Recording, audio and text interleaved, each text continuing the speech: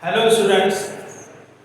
आज हम लोग एक MIT ग्रुप ऑफ एजुकेशन की ओर से एक एजुकेशनल चैनल शुरू कर रहे हैं। इस चैनल के माध्यम से हम एजुकेशन से संबंधित जानकारियों को एकत्रित करके आप तक पहुंचाने का कार्य करेंगे। हम सब जानते हैं लॉकडाउन के चलते सभी स्कूल कॉलेज शिक्षण संस्थाएं बंद हैं और स्कूल कॉलेज ने ऑनलाइन क्लासेस शुरू की। उसी में हम लोग फिजिक्स की क्लास शुरू कर रहे हैं। मैं हिमांशु विश्वास MSc फिजिक्स पिछले 20 वर्ष में लगातार फिजिक्स पढ़ाता हुआ आ रहा हूँ। तो उन्हीं अनुभव के आधार पर आज मैं एक वीडियो पहली बार आप लोगों के लिए लेकर आया हूँ। MIT ग्रुप ऑफ एजुकेशन के माध्यम से मैं आपको फिजिक्स की कुछ बारीकियाँ कुछ चीज़ों को मैं आपको समझाऊंगा। सबसे पहले मैं इसमें 9th क्लास के मोशन चैप्टर को समझाऊंगा, पर उससे पहले मैं आप लोगों को फिजिक्स के कुछ छोटे छोटे टॉपिक्स जो हमने पहले की क्लासेस में पढ़े हैं उन चीज़ों को समझाने का प्रयास कर रहा हूँ। ये जानना हमारे लिए बहुत ज़रूरी है फिजिक्स में यूनिट्स क्या होते हैं, सिस्टम क्या है, उसके बारे में आज इस टॉपिक में मैं आपको बताऊंगा। सबसे पहले हम बात करते हैं व्हाट इज फिजिक्स। फिजिक्स क्या है? फिजिक्स एक ब्रांच है किसकी? साइंस की। साइंस की एक ब्रांच है जिसे ग्रीक भाषा में नेचर कहा जाता है। नेचर का मतलब होता है प्रकृति, और साइंस को लैटिन भाषा के शब्द साइंटिका से लिया गया है। साइंटिका का अर्थ होता है जानना, अर्थात प्रकृति के विषय में या प्रकृति में होने वाली घटनाओं के बारे में जानना ही फिजिक्स सब्जेक्ट में बताया गया है, के बारे में हम फिजिक्स सब्जेक्ट में हम पढ़ते हैं। प्रकृति में जितनी भी घटनाएं घटती हैं, हर एक मनुष्य के मन में ये लालसा रहती है जानने की ये घटनाएं कैसे होती हैं। उन घटनाओं को बताया जाता है फिजिक्स सब्जेक्ट के माध्यम से।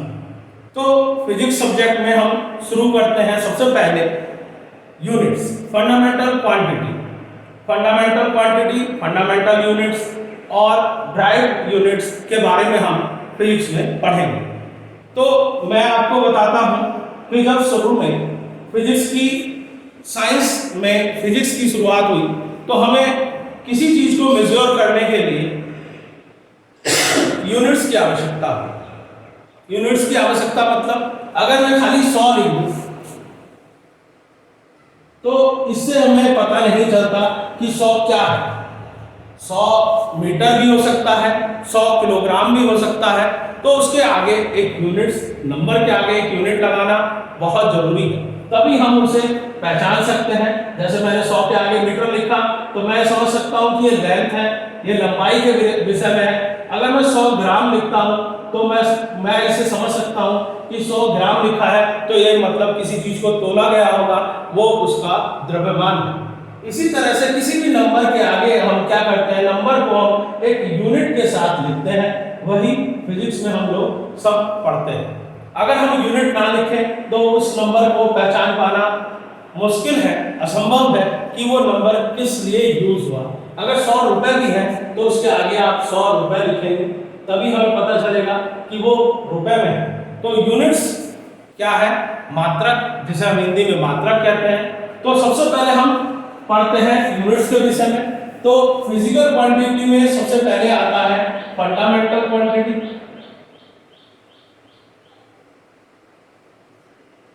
Fundamental quantity, fundamental quantity. दूसरा आता है ड्राइव्ड क्वांटिटी, और तीसरा है हमारा सप्लीमेंट्री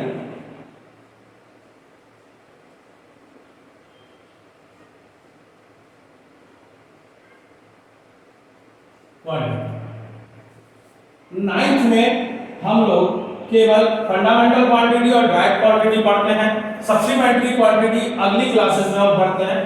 केवल 9th में हम 2 ही क्वांटिटी के बारे में पढ़ते हैं। फंडामेंटल क्वांटिटी में 7 क्वांटिटी आती हैं, क्वांटिटी का प्रयोग किया जाता है। बाकी शेष जितनी भी हैं, रेस्ट सभी क्वांटिटी जो है ड्राइव यूनिट में आते हैं। सप्लीमेंट्री क्वांटिटी में केवल दो ही क्वांटिटी आती है, दो क्वांटिटी का यूज किया जाता है, इसे हम बड़ी क्लासेस में पढ़ते हैं। तो केवल हम सबसे पहले फंडामेंटल क्वांटिटी और ड्राइव क्वांटिटी पढ़ेंगे, परंतु इससे पहले हम पढ़ते हैं सिस्टम। सबसे शुरुआत में हमने तीन चीजों की खोज की, एक लेंथ, लंबाई मापने की हमें जरूरत पड़ी, और दूसरी मास, द्रव्यमान की हमें जरूरत पड़ी, और तीसरा था समय, टाइम। तीसरा हमें समय की आवश्यकता है।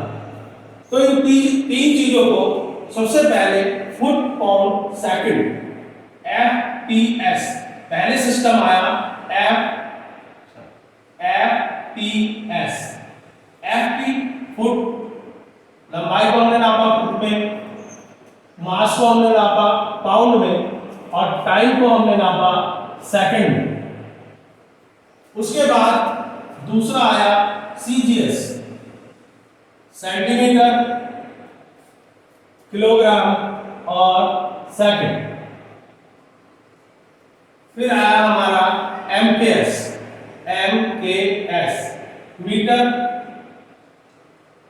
किलोग्राम और यहां किलोग्राम नहीं है, यहां ग्राम है, और सेकंड। सबसे पहले हमें ये तीन ही चीजों को मेजर करने की, नापने की हमें जरूरत पड़ी। तो उसमें हमारा लेंथ, मास और टाइम था, जिसे हमने सबसे पहले फुट पाउंड सेकंड में नापा। ये ब्रिटिश के साथ साथ ये समाप्त हो गई, ब्रिटिश कालीन पद्धति कहलाती है, ब्रिटिश सिस्टम कहलाता है, ब्रिटिश के समय पे ये चलता था। पर आज हमारी जो फिजिक्स है वो MKS पद्धति में चलती है। अगर कोई क्वांटिटी CGS में दी हुई है, CGS सिस्टम में दी हुई है, तो हम उसे MKS सिस्टम में चेंज कर लेते हैं। जैसा कि आप देख रहे हैं, मीटर, किलोग्राम और सेकंड। लंबाई को हम मीटर में नापते हैं, द्रव्यमान को मास को हम नापते हैं किलोग्राम में, टाइम सभी में सेकंड में। तो फुट पाउंड सेकंड अपने आप खत्म हो गई। पर आज भी बहुत सी चीजों को हम देखते हैं, लेंथ को हम फुट में भी नापते हैं, और केक वगैरह अगर हम लाते हैं, मास उनका जो है पाउंड में काउंट किया जाता है, टाइम तो सेकंड है ही। तो CGS और MKS में हमें फिजिक्स में जितनी भी फिजिकल क्वांटिटी है उन्हें CGS या MKS में दिया जाता है।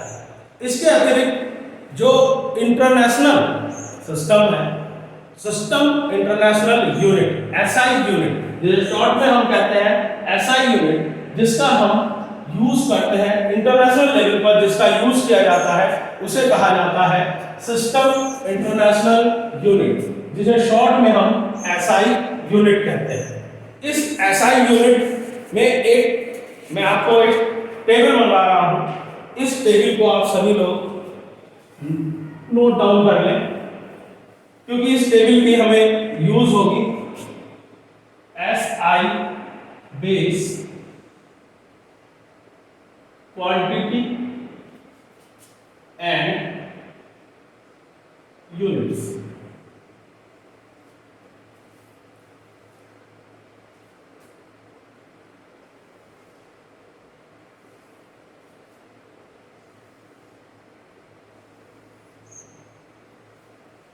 सबसे पहले फिजिकल क्वांटिटी यूनिट, फिर है हमारा सिंबल।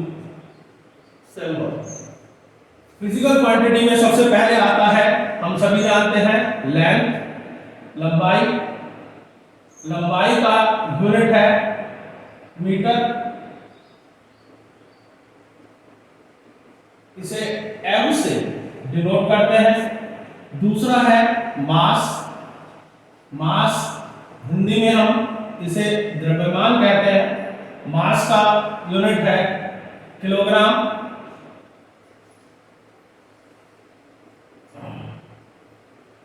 किलोग्राम इसे हम केजी से डिनोट करते हैं। फिर है टाइम, टाइम समय, समय का यूनिट है सेकंड,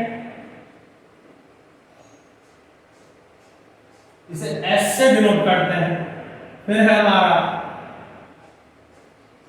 इलेक्ट्रिक करंट, विद्युत धारा, इसका है एम्पियर।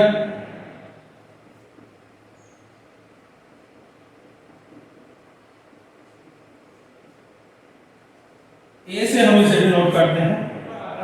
पांचवा है टेम्परेचर।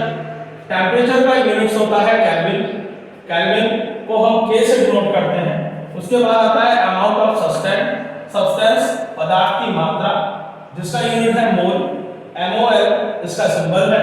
और उसके बाद आता है ल्यूमिनस इंटेंसिटी, ज्योति तीव्रता, जिसका यूनिट है कैंडेला, और इसे हम CD से डिनोट करते हैं।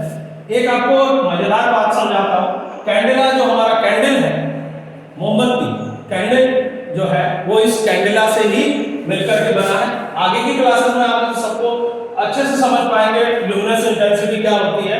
फिलहाल हम बात करते हैं आगे की कि ये सभी के सभी जो आते हैं वो सब फिजिकल क्वांटिटी, फंडामेंटल क्वांटिटी में आते हैं, और इनके जो यूनिट्स हैं वो सब फंडामेंटल यूनिट्स कहलाते हैं। तो जैसा कि मैंने आपको बताया था कि दो क्वांटिटी हमारे 9th क्लास में है। पहली फंडामेंटल क्वांटिटी है, फिर ड्राइव क्वांटिटी है। फंडामेंटल क्वांटिटी में ये सात ही आते हैं, सात फिजिकल क्वांटिटी फंडामेंटल क्वांटिटी कहलाती है, और उनके यूनिट्स जो हैं वो फंडामेंटल यूनिट्स कहलाते हैं। अब हम बात करते हैं इसके अतिरिक्त, इसके अलावा जितनी भी फिजिकल क्वांटिटियां होती हैं वो सभी के सभी ड्राइव क्वांटिटी कहलाती है। ड्राइव क्वांटिटी होती है। सप्लीमेंट्री क्वांटिटी में केवल दो ही क्वांटिटी आती है, प्लेन एंगल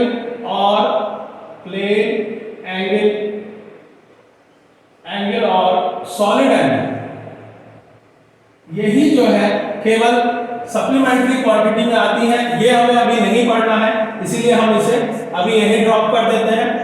आगे हम आते हैं, मैंने जैसे आपको बताया कि जितने भी बाकी फिजिकल क्वांटिटी है उनके जो यूनिट्स हैं वो सब ड्राइव क्वांटिटी में आते हैं।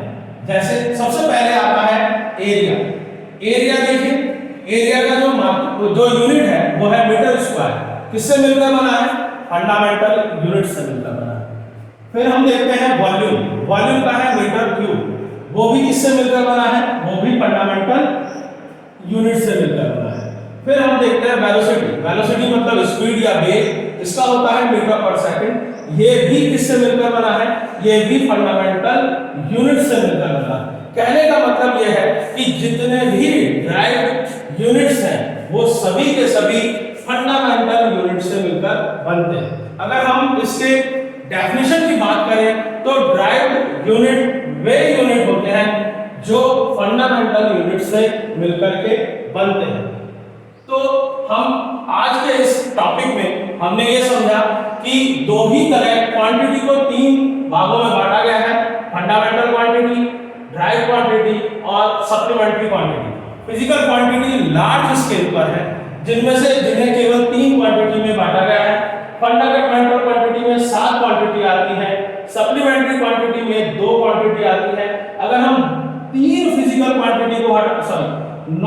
क्वांटिटी को हटा दें तो बाकी सभी की सभी जो है ड्राइव क्वांटिटी में आती है।